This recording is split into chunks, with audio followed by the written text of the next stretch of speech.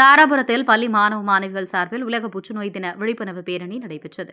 திருப்பூர் மாவட்டம் தாராபுரம் அகரம் பப்ளிக் பள்ளியில் உலக புற்றுநோய் தின நாள் முன்னிட்டு பள்ளி முதல்வர் ஞானபண்டிதன், தாராபுரம் காவல் சார்பு ஆய்வாளர் இப்ராஹிம் முன்னிலையில் கொடியசைத்து வைத்து பள்ளி மாணவ மாணவிகள் மாபெரும் சைக்கிள் பேரணி நடைபெற்றது.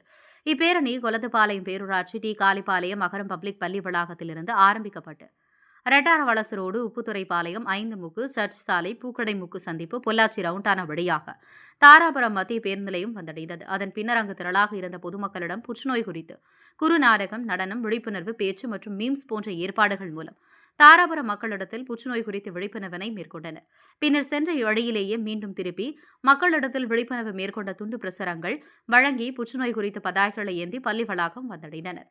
இப்பேரணியில் அகரம் பப்ளிக் பள்ளியின் தலைவர் சிதம்பரம், துணைத் தலைவர் ரங்கசாமி, செயலர் பாலசுப்ரமணியம், பொருளாளர் சபாபதி, இயக்குநர் திரு மற்றும் அறங்காவலர் ஆறுமுகம், சிவநேசன், சிவசாமி, ஜெயசங்கர் மற்றும் பொதுக்குழு உறுப்பினர்கள், நவீன், துணை முதல்வர், ஆசிரியர்கள், நிர்வாக அலுவலர்கள், பள்ளி மாணவ மாணவிகளிடையே வாழ்த்துக்களை பாராட்டுகளையும் தெரிவித்து மகிழ்ந்தனர்.